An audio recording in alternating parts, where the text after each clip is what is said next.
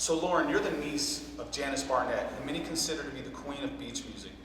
I'd like to know what it was like growing up with that kind of musical influence, but first I would like to ask your Aunt Janice to tell us a little bit more about her and her career, and what it was like watching you grow up to become the entertainer you are today. Well, I started out as a young girl with Reggie Sadler, and we formed a group eventually called Janice, but we toured all of the colleges first.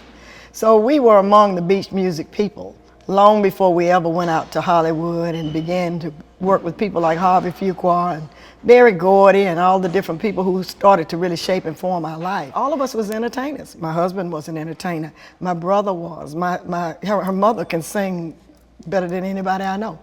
But we all kind of contribute to her singing because we saw what was going on with her. But because I had the group that had become successful in the Carolinas, and now with opening for Red Fox and War and Patti Page, Tina Turner, and touring Europe and Japan, whenever I'd come in to see them, it was like a celebrity coming home to them. And I rehearsed in the basement of our house with my band, so they were always there. And she began to really blossom. We couldn't deny that this girl could sing, and she was beautiful. Oh my God, I called her my sunshine. At a very early age, she was singing songs, and she was at the colleges, and they just loved her. I mean, she was just like a little female Michael Jackson. So I think we always knew that Lauren was destined for stardom. I know that she's always had it in her, so we're so excited about what she's doing and where she's getting ready to go. It's incredible. I love it. Growing up with your Aunt Janice Oh my God, it was, that is all I ate, slept, and lived, was wanting to go on the road with my Aunt Janice. And my parents wouldn't let me go unless my grades were good, but I had no interest in school. I just wanted to be in the band. And she would feature me, and they would say, let her come. She knows this is important for her. So I would go, and it was the most memorable and incredible time of my life.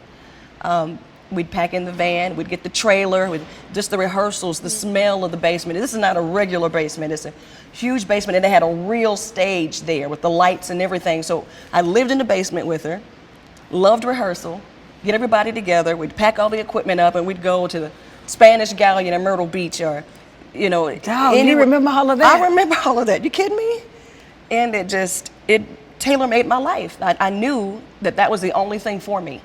And watching her perform, she is the most incredible performer and singer I've ever met in my life. Wow. So when I watch entertainers and watch Tina Turner, you would say, we're gonna watch Elvis, and I'd mimic him, or we'd watch Tina Turner and we'd mimic her, or we'd watch Michael Jackson and mimic him. But there was no one that had as much influence on me as my aunt did.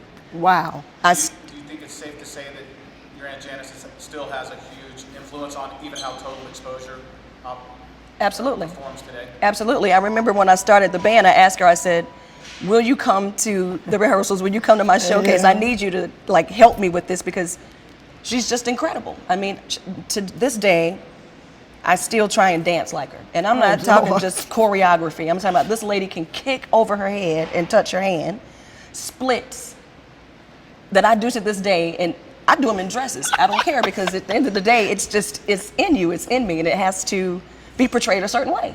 So the singing, the mimicking, the dancing, the performance, she taught me to take a song and not just sell it by singing, but to sell it by your expression. Anybody can sing the same song, but it's the way you paint your picture. So you gotta feel it. You gotta believe that story to sell it. She said you gotta not just sing it, you gotta act it out.